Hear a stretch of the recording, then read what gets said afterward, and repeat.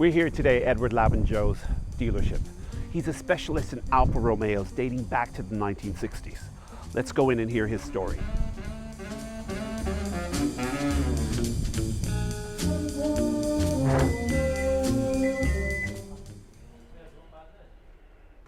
So Edward Labinjoh, tell us a bit about your background. Born in Edinburgh.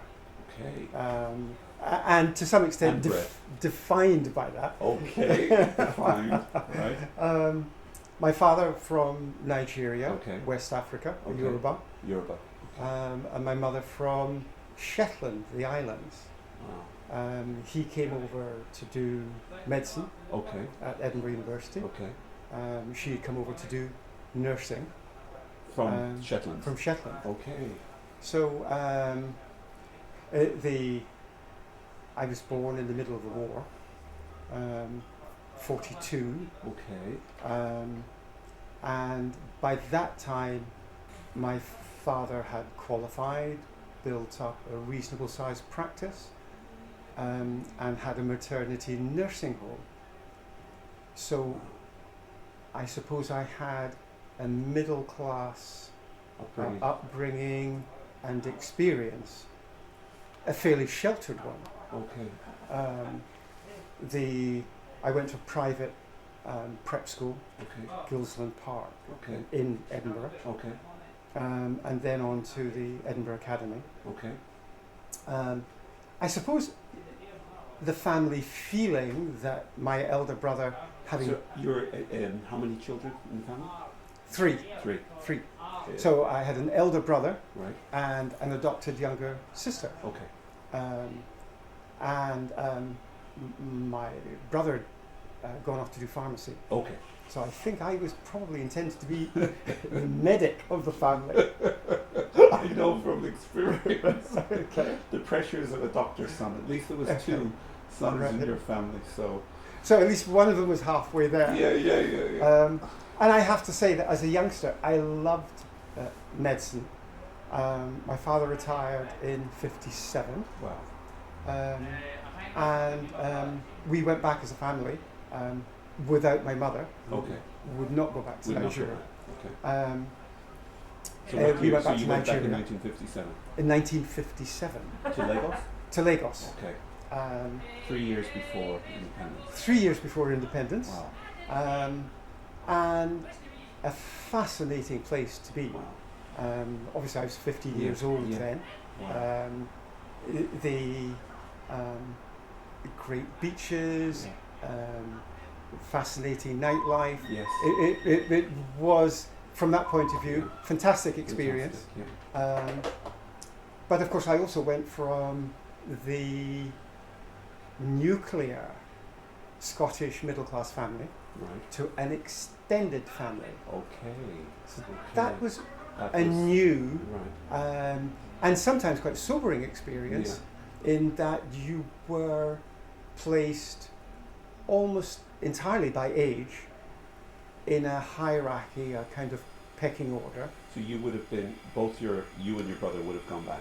Yes, together. we went back together. So your brother would be the eldest son, Yes, then yourself. yes. So you're still high up in the hierarchy Yeah, towards any other siblings. yeah. Okay. But of course, the hierarchy goes to the extended family. Right. So the senior cousin Okay. is of course a senior cousin, and my father had 6 sisters, Right. and they had a pecking order. Okay. So with your dad, was he the first of the family who had gone abroad to? He train? was indeed, He was. and of course, as a result of that, Yeah. I met many of the family Yeah. who came to study in Edinburgh and often stayed with us while they were sorting out their own accommodation, Okay. and occasionally permanently. Okay. So there were people who came over to do law, Yeah. agriculture, Yeah. medicine. Wow. However, these were anglicised Yorubas, or presented as such Okay. in Edinburgh. Okay. So it was fascinating for me going to Nigeria and meeting my cousins Who hadn't been Anglicized. yes, Okay. who, and also to see the almost dual personality and lifestyle Of your father. of my father and his family, Okay. where they were, my family were Protestant Christian, Yeah. but they had respect for native medicine, Yeah. Okay. Yeah. Witch doctors. witch doctors, okay. So I Yeah. attended many of Yeah. the ceremonies where they would take the oracle from the stones, Okay. or slaughter an animal Yeah. and examine the entrails. Okay. And the oracles were taken very seriously at that point. So your father, as an academic, how serious did he take traditional medicine? Was that something he kind of just humored the relatives? Interestingly, he pretty well didn't. Okay. He had been a chemist before he did medicine. Okay. So his surgery was filled with pharmaceuticals. I can always remember as a young boy, and I'd have a cough. Yeah. It would be syrup coxylanic co, Fantastic. from which may still be in British Yeah. Pharmacopoeia. Yeah. But he mixed a lot of these things Okay. in his surgery. So he had an understanding of the roots of medicine So even more than the ordinary ordinary GP. GP. So even if he was doing locums or as a GP here, he could recommend what he knew precisely. Indeed. He knew what to. Yeah. And when he went back to Nigeria, there were some things that he was aware of as local remedies. Yeah. But in general, he didn't agree with many of the Yeah. potions that they had. Yeah. One in particular actually amuses me hugely because obviously malaria was Yeah. So an chloroquine, issue was, at that chloroquine time. was the main medication. And my father didn't retire when he went back to Nigeria. Okay. People came to the door. He reinvented He ended up himself. opening a clinic. He And I think reinvented himself. yes, okay. So he was immediately back at work, Okay. and sometimes it seemed like it was 24/7. Wow. Can you remember where in Lagos you were living? Yes, I wouldn't be able to find it now, and I'm not even sure it exists any longer. 31 Offey Road. Okay. How do you Very spell close to the city. Offey. Offey Road. Yes. Okay. Oh, sorry. O-F-F-I-N. So it was on Lagos Island. It was on Lagos Island. Wow. I can't remember. The bridge was a Carter Bridge, I Yeah, think. yeah, That was the main bridge Yeah. at the time. Wow. So we were on the island, not that far from there. But yes, I can remember children used to come in with fever, Okay. and because I was, I suppose, intended to finish my education and be the doctor, I often did evening surgeries with my father. Wow. He'd be chatting to the patient. I would do the bloods, the blood pressure, the pulse. Just the standard, the basics. Yeah. Fill in a chart for him as he was chatting, and of course we would see people and children with malaria. Yeah. Malaria, Yeah. and one of the local remedies at that time Yeah. was itomalu kaujiri. Okay. And of course, you're examining the child, and you could smell it. You Yeah. see, and you say, "Come on, itomalu, okay, come on."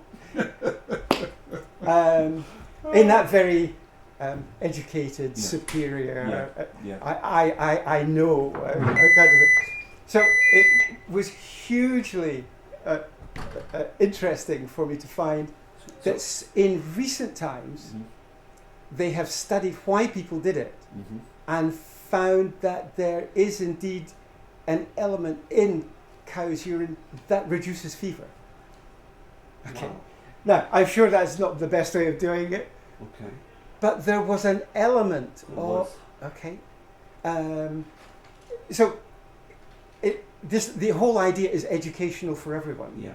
Yeah. That you so readily, with your brand of science, rubbish areas Yeah. that really ought to have investigation.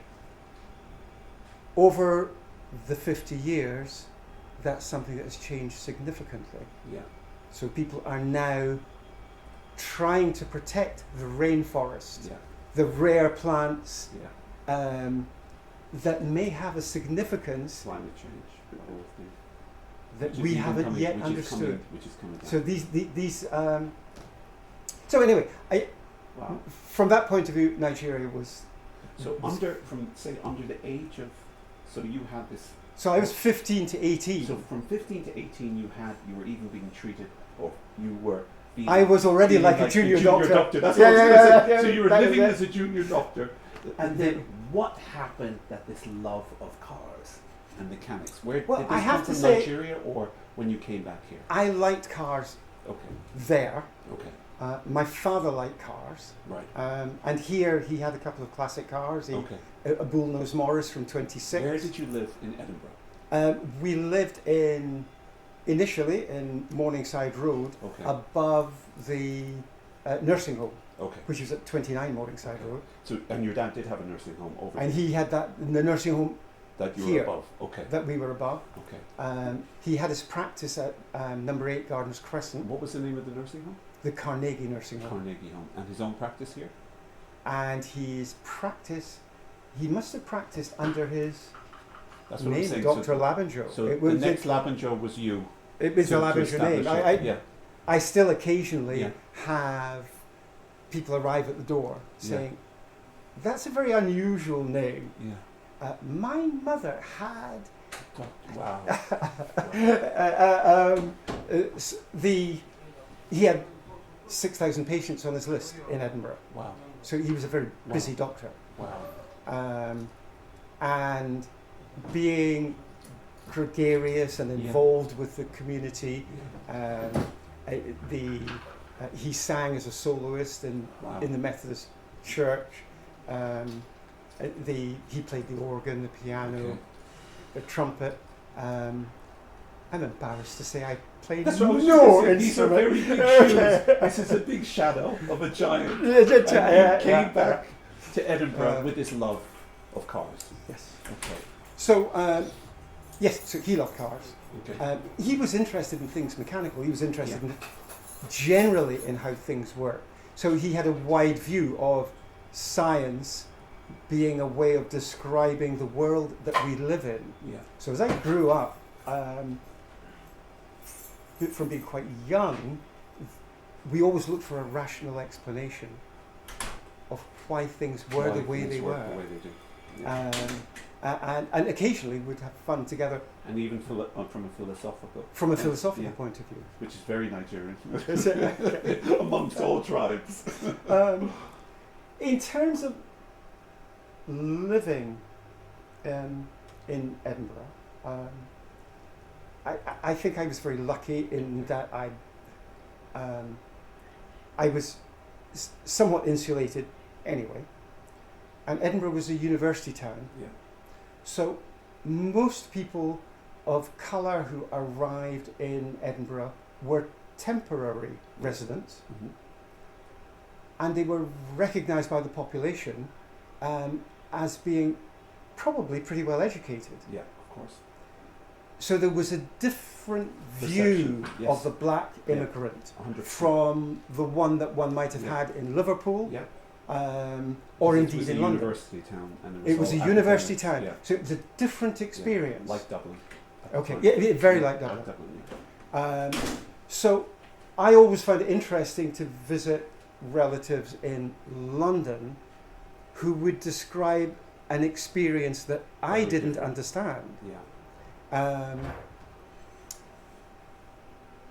There was, of course, it was a different era,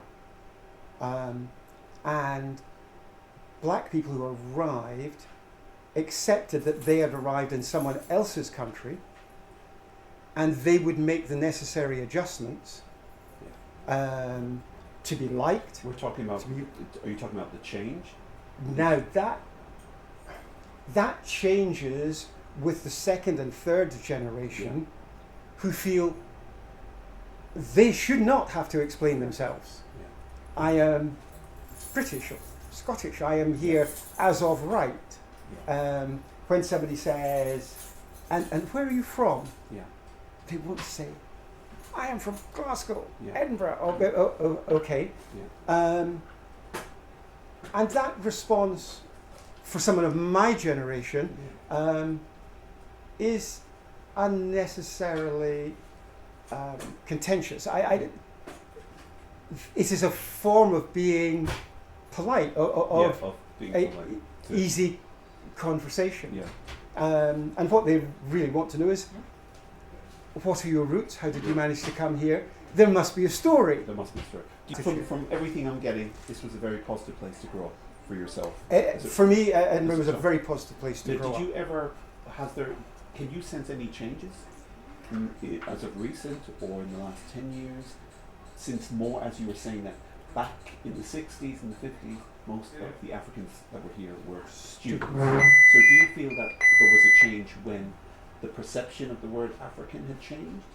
That they weren't all academics? Do you feel that happened in the 70s, the 80s, the 90s? I think that happened in Scotland. It started to happen in the 60s. It was quite noticeable in the 70s. Okay.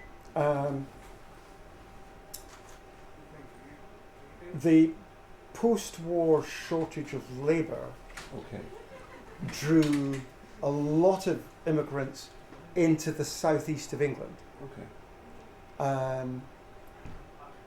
There wasn't the same demand in Scotland, more in the west coast. I understand. So we didn't see immigrants as being any kind of challenge.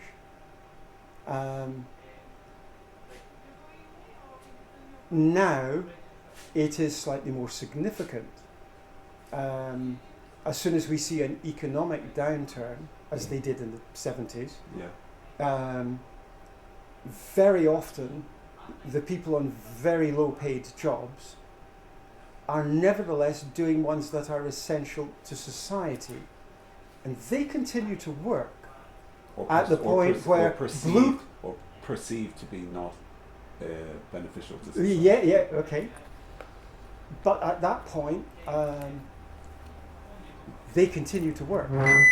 The blue collar workers in industry are losing their jobs.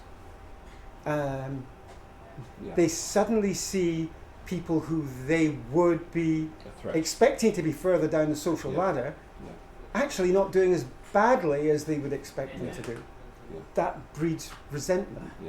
Okay, they've come here, we've spent our life paying taxes, and they seem to be prospering when we are not. Sorry, they might be working 12 or 15 hours a day, but that perception is there. It can be divisive, and over the years there have been politicians who have used that to stir the pot, to obscure the fact that a certain amount of mismanagement and bad luck, and perhaps social division is the cause of their problem rather than the immigrant. And we have to be cautious about saying this is about black immigrants, because recently we experienced an influx of Polish immigrants as soon as they joined the EU, and that produced a fairly significant amount of resentment, because of course a lot of them were tradesmen, and they were bouncing up against a very independent-minded group of British tradesmen who kind of had a niche cut for themselves that was being undermined. Just like in Ireland, because we are now living in the aftermath of Black Lives Matter, there's been a spotlight on businesses. And on that spotlight on businesses, that there has seen that there's no black people in boardrooms, no managing directors, and there isn't a shortage of very qualified people. So there is a change that is. Well, there are plenty qualified people. There's a change that's happening now in terms of hiring practices. So, say for instance, with yourself, did you, with this established business, did you face any challenges as a black business owner since you were here? Not that I was aware of. Very good. Quite simply, I wasn't aware of it. That's great. I can remember facing an interesting piece of discrimination. It was actually against my wife. She got a temporary job in shortly after one of our children, and she went to be a secretary in a legal firm. And when she went to the firm, she applied. They recognised the name, and said, "Yeah, fine, not a problem." And Dr Labinjoh had been known to one of the senior partners. Perfect. So it was not, it was fine. Yeah. They thought she'd be fine for the job. And she was doing her temporary period when one of the other girls was asked to ask her a question. Right. They say, "We noticed you went to St Thomas's. That's a Catholic school. You're not a Roman Catholic by any chance?" And she said, "Well, lapsed probably, but I am a Roman Catholic." Yeah. And the girl said, "I'm really sorry, we don't employ Roman Catholics here. That's so You interesting. won't get a permanent job."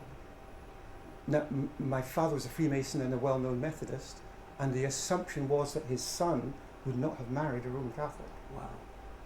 Wow. And she had to leave.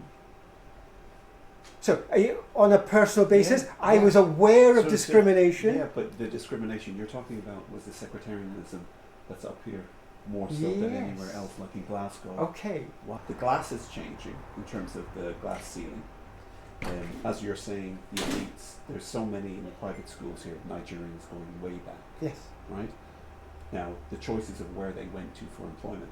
In America, you can see the difference with the glass ceiling. Yes. Whereas now Britain has a chance to look at themselves as opposed to looking at other countries and judge. Yes.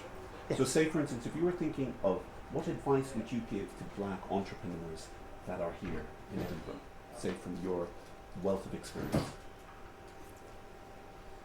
I would say that Edinburgh As is beautiful probably as a quite city an as it is. open city for a black entrepreneur. Yeah.